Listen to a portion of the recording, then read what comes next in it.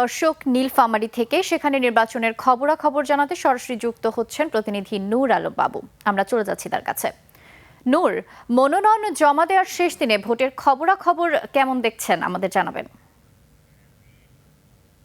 নির্জনা, আপনাকে ধন্যবাদ। আপনি জানেন যে নীলফামারীর 6 উপজেলা মিলে 4টি আসন, এই 4টি আসনে ভোটার সংখ্যা 15,74,000-এর মতো। এই আমি যে আসনটিতে আছি, নীলফামারী 2 আসন, এই আসনে ভোটার সংখ্যা রয়েছে 3,81,000-এর মতো।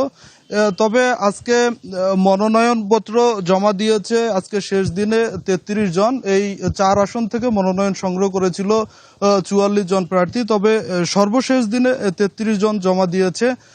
তবে এই আসনটিতে জামাত মনোনীত প্রার্থী, বিএনপি মনোনীত প্রার্থী, তারা নির্বাচনী তফসিল ঘোষণার অনেক আগে থেকে নির্বাচনী প্রচারণা চালিয়েছেন। আমার সাথে আছেন নীলফামারী 2 আসনের সংসদ সদস্য পদপ্রার্থী জামাত মনোনীত আল ফারুক আব্দুল লতিফ। আমরা তার কাছে জানতে চাইব, আপনি তো তফসিল ঘোষণার অনেক আগে থেকেই ভোটারদের দ্বার প্রান্তে গিয়েছেন, ভোটাররা ভোট দেওয়ার বিষয়ে কি আগ্রহ প্রকাশ করেছে, এই বিষয়টা একটু জানাবেন। জি, আসসালামু আলাইকুম রহমতুল্লাহ।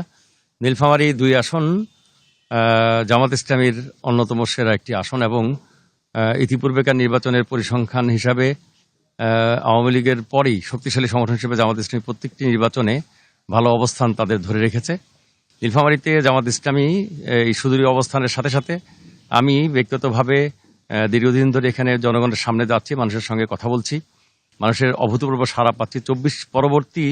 24-এর যে আকাঙ্ক্ষা, সেই আকাঙ্ক্ষা ধরে রাখার ক্ষেত্রে জামাত ইসলামী যেভাবে তাদের সুযোগ গ্রহণ করেছে, অন্য কোনো দল সেভাবে সুযোগ গ্রহণ করতে পারেনি। ব্যক্তিগতভাবে আমার দ্বারা এই এলাকায় কোনো সন্ত্রাস অথবা চাঁদাবাজি এরকম কোনো ঘটনার কোনো অভিযোগ কেউ করতে পারবে না, যেটা আমরা সকলের ক্ষেত্রে আমি পরিপূর্ণভাবে আশাবাদী। আল্লাহ তাআলা সহায় হলে পরে আমি এই আসনে বিজয় লাভ করতে পারবো ইনশাআল্লাহ। আমার সাথে আর একজন আছেন জেলা বিএনপির আহ্বায়ক মীর সেলিম ফারুক। আমরা তার কাছ থেকে জানতে চাইব, আপনি ভোটারদের মাঝে কিরকম নির্বাচনী আমেজ দেখতে পাচ্ছেন, আর জয়ের বিষয়ে কতটা আশাবাদী বিএনপি?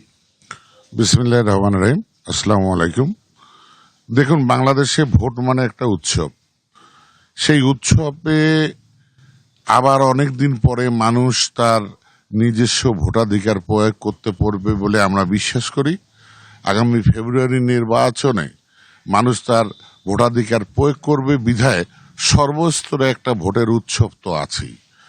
পাশাপাশি জয়ের ব্যাপারে আপনি যেটা বলেছেন, দেখেন, ধানের শীষ প্রতীকটা বাংলাদেশের জন্য এমন একটা প্রতীক, এই প্রতীকে সারা বাংলাদেশের মানুষ বারংবার ধানের শীষের প্রতি আস্থা রেখে এদেশের রাষ্ট্র ক্ষমতায় ধানের শীষকে নিয়ে এসেছে।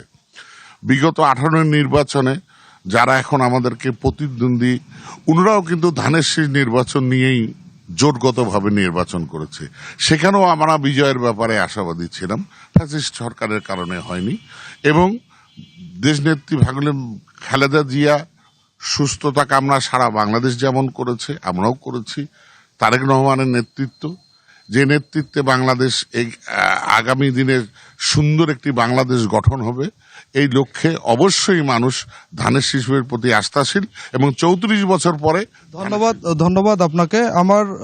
আপনি শুনছিলেন, এই আসনটি জোটগত কারণে জামাতের হাতেই ছিল।